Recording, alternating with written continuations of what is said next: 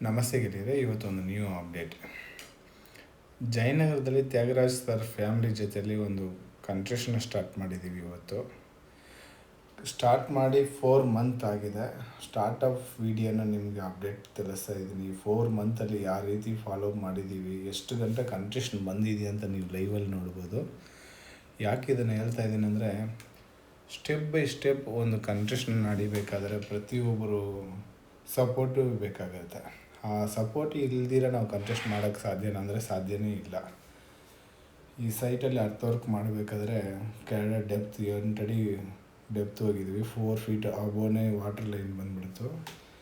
ಅದನ್ನು ಕೋಆರ್ಡಿನೇಟ್ ಮಾಡಿ ನಾವು ಸೋಲಿಂಗ್ನ ಪ್ರೊವೈಡ್ ಮಾಡಿ, ಸೋಲಿಂಗ್ ಆದ ನಂತರ 40 mm ಪ್ರೊವೈಡ್ ಮಾಡಿ, ಆದ ನಂತರ ಮ್ಯಾಟ್ನ ಕಟ್ಟಿ ಒಂದು RCC ಕಾಲಮ್ ನಿಲ್ಲಿಸಿ RCCನ ಕಾಂಕ್ರೀಟ್ ಹಾಕಿದ್ವಿ. ಯಾಕೆ ಇದನ್ನೆಲ್ಲ ಹೇಳ್ತಾ ಇದ್ದೀನಿ ಅಂದರೆ, ಸ್ಟೆಪ್ ಬೈ ಸ್ಟೆಪ್ ಏನು ನಡೀತಾ ಇದೆ ಅನ್ನೋದು ಗೊತ್ತಾದ್ರೇ. T ಗ್ರೇಡಲ್ಲಿ ಕಾಂಕ್ರೀಟ್ ಹಾಕಿರೋದು. ಆದ ನಂತರ ಸೈಜ್ ಸ್ಟೋನ್ ಮೇಸ್ನರಿ ವರ್ಕ್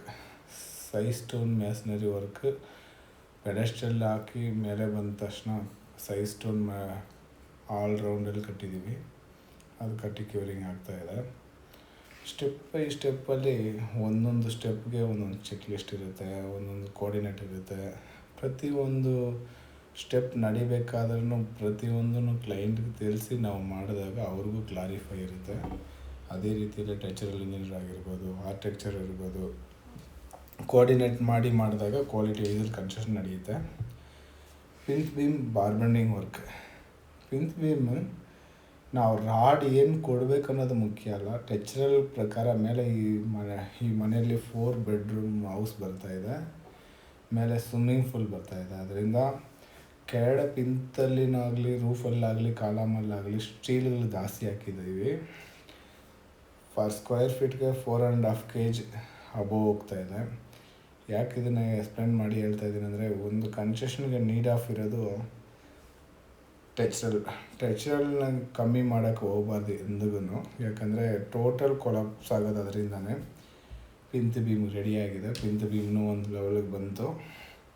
1 ಮಂತ್ ಟ್ರಗಲ್ ಮಾಡಿ 1 ಮಂತಲ್ಲಿ ಒಂದು ಪಿಂತ್ ಬೀಮ್ ಲೆವೆಲಿಗೆ ಬಂತು. ಪಿಂತ್ ಬೀಮ್ ಆಯಿತು. ನೆಕ್ಸ್ಟ್ ಪ್ರೊಸೆಸ್ ನಮಗೆ ಹಾಗೆ ಸಮ್ ಟ್ಯಾಂಕು ಮ್ಯಾನ್ಯುವಲ್ ಮಾಡಿಸಿಲ್ಲ, RCCಯಲ್ಲಿ ಮಾಡಿದ್ವಿ. ಬ್ಲ್ಯಾಕ್ ವರ್ಕ್ ಮಾಡಿದ್ದೀವಿ.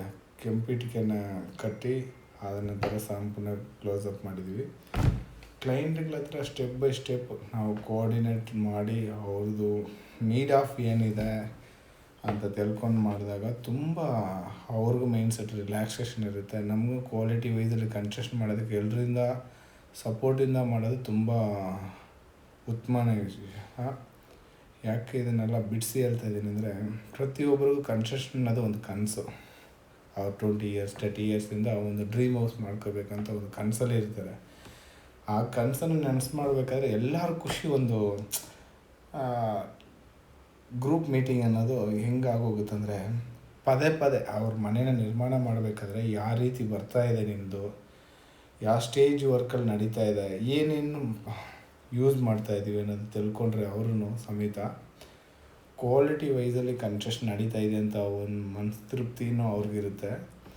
ಯಾಕಂದರೆ ಈ ಬೆಡ್ರೂಮ್ ಎಲ್ಲಿ ಬರ್ಬೋದು, ಕಿಚನ್ ಎಲ್ಲಿ ಬರ್ಬೋದು, ನೀಡ್ ಆಫಲ್ಲಿ ಚೆಕ್ ಮಾಡ್ಕೊಂಡು ಮಾಡಿದಾಗ ತುಂಬ ಡೀಟೇಲ್ ಇರುತ್ತೆ. ಸನ್ರಿಂಗ್ ವರ್ಕ್ ಬೀಮ್ ಡೀಟೇಲಿಂಗ್ ಕೊಟ್ಟಿರ್ತಾರೆ ಟೆಕ್ಸ್ಚರಲ್ ಇಂಜಿನಿಯರ್, ಆದರೆ ಕೋಆರ್ಡಿನೇಟ್ ಮಾಡಿ ಸನ್ರಿಂಗ್ ಲೆವೆಲ್ ಇಲ್ಲ ಅಂದರೆ ತುಂಬ ಪ್ರಾಬ್ಲಮ್ ಆಗೋಗುತ್ತೆ. ಅದರಿಂದ ಕ್ರಾಸ್ ಚೆಕ್ ಮಾಡಿ ಬೀಮ್ಗಳೆಲ್ಲ ನೀಟಾಗಿ ಚೆಕ್ ಮಾಡಿಕೊಂಡು ಫಾಲೋ ಮಾಡಿದಾಗ ಎಂಡ್ ಟು ಎಂಡ್ ಮಾಡೋಕ್ಕೆ ತುಂಬ ಅನುಕೂಲ ಆಗುತ್ತೆ. ಮತ್ತು RCC ವರ್ಕ್ ಬಂತು. ಬಾರ್ಬೆಂಡಿಂಗ್ ಆಗಿರ್ಬೋದು, ಎಲೆಕ್ಟ್ರಿಷನ್ ಆಗಿರ್ಬೋದು, ಒಂದು ಔಟ್ಸೈಡ್ ಲೈನ್ ಆಗಿರ್ಬೋದು, ಪ್ರತಿಯೊಂದೂ ನೀಡ್ ಆಫಲ್ಲಿ ನೋಡ್ಕೊಂಡು ಮಾಡಿದಾಗ ಕ್ವಾಲಿಟಿ ವೈಸಲ್ಲಿ ಕನ್ಸ್ಟ್ರಕ್ಷನ್ ಮಾಡೋದಕ್ಕೆ ತುಂಬ ಅನುಕೂಲ ಆಗುತ್ತೆ. ಇದು 4 ಮಂತ್ ಆಫ್ ಜರ್ನಿ. ಇದು 4 ಮಂತ್ ಆಫ್ ಜರ್ನಿಗೆ ಇಲ್ಲಿ ಗಂಟ ಬಂದಿದೆ. ಇನ್ನೊಂದು ವೀಡಿಯೋದಲ್ಲಿ ಯಾವ ಥರ ಈ ಮನೇನ ಬಂದಿದೆಯಾ ಅನ್ನೋದನ್ನು ಸಮೇತ ನಿಮ್ಗೆ ಅಪ್ಡೇಟ್ ಕೊಟ್ಟಿರ್ತೀನಿ. ಈ ಥರ ಪ್ರತಿಯೊಂದರಲ್ಲಿ ಸಪೋರ್ಟ್ ಮಾಡಿದಾಗ ತುಂಬ ಕ್ವಾಲಿಟಿ ವೈಸಲ್ಲಿ ಕನ್ಸ್ಟ್ರಕ್ಷನ್ ಬರುತ್ತೆ. 10 days ಕ್ಯೂರಿಂಗ್ ಬಿಡಬೇಕಾಗುತ್ತೆ. ಯಾಕಂದರೆ ಮೋಲ್ಡ್ ವರ್ಕಲ್ಲಿ 1 week ಆದ ನೀಡ್ ಆಫ್ ಇದೆ. M30 ಗ್ರೇಡಲ್ಲಿ ಕಾಂಕ್ರೀಟ್ ಹಾಕಿದ್ರೆ. ಈ ಥರ ಅಪ್ಡೇಟ್ಗಾಗಿ ಗ್ರ್ಯಾಂಡ್ ಜ್ಯೋತಿ ಕನ್ಸ್ಟ್ರಕ್ಷನ್ ಭೇಟಿ ನೀಡಿ. ಹೆಚ್ಚಿನ ಮಾಹಿತಿ ಕೆಳಗಡೆ ಕೊಟ್ಟಿರೋ ನಂಬರ್ಗೆ ಕಾಂಟ್ಯಾಕ್ಟ್ ಮಾಡಿ. ಸಬ್ಸ್ಕ್ರೈಬ್ ಮಾಡೋದು ಮಾತ್ರ ಮರಿಬೇಡಿ. Okay, thank you, bye.